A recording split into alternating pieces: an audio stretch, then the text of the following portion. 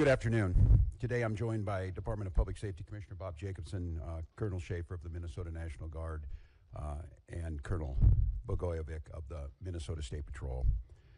This morning we learned that an ICE officer shot and killed someone in Minneapolis. My deepest condolences to the family, to the loved ones who had to learn about this tragic event on national television. We have been warning for weeks that the Trump administration's dangerous, sensationalized operations are a threat to our public safety, that someone was going to get hurt. Just yesterday, I said exactly that. What we're seeing is the consequences of governance designed to generate fear, headlines, and conflict. It's governing by reality TV, and today that recklessness cost someone their life. I've reached out to Secretary of Homeland Security Kristi Noem, and I'm waiting to hear back. Let me be clear, Donald Trump and his administration may not care much about Minnesota. That's been pretty evident, but we love this state. We won't let them tear us apart. We'll not turn against each other. To Minnesotans, I say this: I feel your anger. I'm angry. They want a show. We can't give it to them. We cannot. If you protest and express your First Amendment rights, please do so peacefully, as you always do. We can't give them what they want. The hearts and minds of the people in this state are on our side.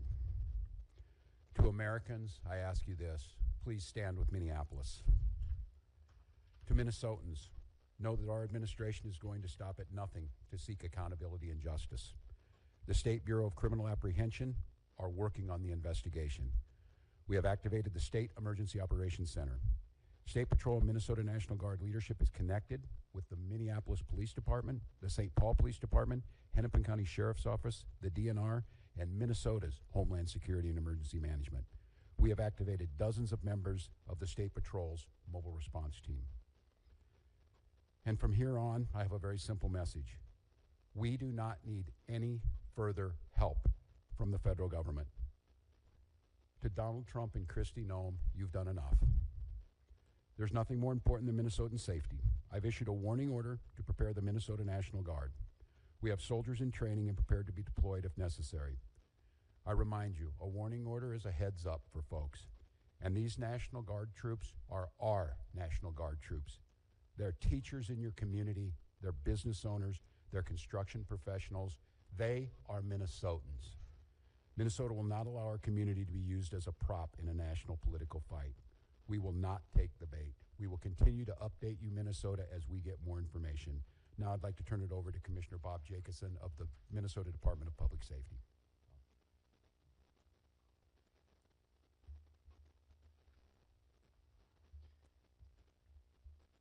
Thank you, Governor. As the Governor mentioned, my name is Bob Jacobson. It is my honor to serve as the Commissioner of the Minnesota Department of Public Safety. First of all, I want to acknowledge the reason that we are all here. The loss of life is not anything anyone would ever want. We fully expect that the community will want to peacefully demonstrate their anger or frustration. Minnesota residents and visitors have the right to peacefully demonstrate. We recognize that demonstrations are often driven by strong emotions, beliefs, and certainly a desire to be heard. Our role is to help ensure everyone can express themselves without anyone getting hurt. The Minnesota Department of Public Safety's role through the Minnesota State Patrol is to ensure safety, protect constitutional rights, keep roads accessible, and above all, to prevent harm. Our top priority is public safety. Our focus is keeping demonstrators, community members, drivers, and law enforcement safe, especially during moments of heightened tension or uncertainty. Demonstrations must remain safe and lawful, particularly around roadways. We will join with our partners to support safety while respecting the right to protest. With that in mind, I'd like to share a few safe and lawful ways to demonstrate. Minnesotans can safely and legally express their views in many ways, including getting together peacefully with others in public spaces, marching or walking, not on roadways, making your voice heard through chants, speeches, and displaying signs, being present in public areas where pedestrians are allowed, gathering in designated or permitted areas, and these actions will allow people to express themselves while protecting the safety of everyone involved. Unsafe or illegal actions could result in fines or arrests. Certain behaviors create serious hazards that threaten public safety, disrupt emergency services, or put people at risk. These actions could result in fines or arrest. Demonstrating on or entering a freeway on foot, walking on highways, throwing objects, starting or setting fires, damaging property or graffiti, using illegal fireworks, displaying or using illegal weapons, reckless or dangerous driving, especially near pedestrians, and certainly assaultive, aggressive, or riotous behavior toward anyone. We all want definitive answers to what happened today. Our Bureau of Criminal Apprehension is working in conjunction with the FBI to investigate this morning's shooting. As you know, we don't comment on active investigations, but also keep in mind that this is an investigation is also in its infancy. So any speculation about what had happened would be just that. And we will not engage in speculation. With that, I will turn it back over to the governor. Thank you. We'd be glad to take any questions.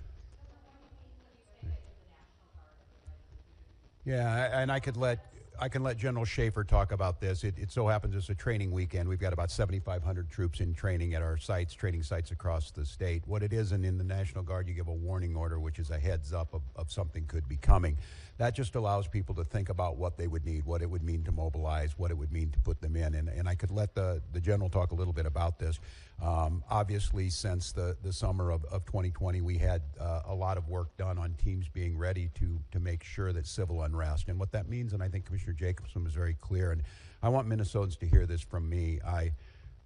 The desire to get out and protest and to speak up to this administration of how wrong this is, that is a patriotic duty at this point in time, but it needs to be done safely. And I think the commissioner simply just laid out some of those parameters. We can do that. This is the peaceful resistance that we need.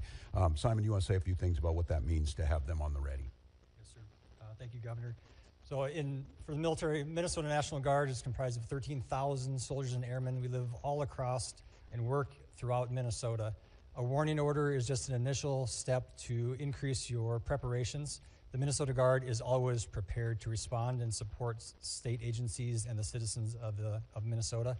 So what that means for us today is just some additional checks on equipment that is ready at all times, and maybe some additional phone calls to service members who might be activated, but no activations. We are embedded with our state agencies here at the Operations Center to just continue parallel planning in the event that we are needed to support. And I would make note, Mary, and to Minnesotans on this about the National Guard, they're there to protect you and protect your constitutional rights. These are our neighbors. They don't wear masks. They don't bust in from somewhere else. They're not here to cause hassles to you or what we saw today, the tragedy. Having them at the ready to make sure, because when we see these types of things happen, and we saw it after the murder of George Floyd, there's folks that want to cause chaos. There's the disruptors in it. And while the vast majority of those protests were peaceful expressions of their First Amendment rights, there were those that destroyed property and put people at risk. The National Guard is there to make sure that peaceful protests are able to be done, and that those that want to do the destruction are stopped from doing that. Yes? Yeah.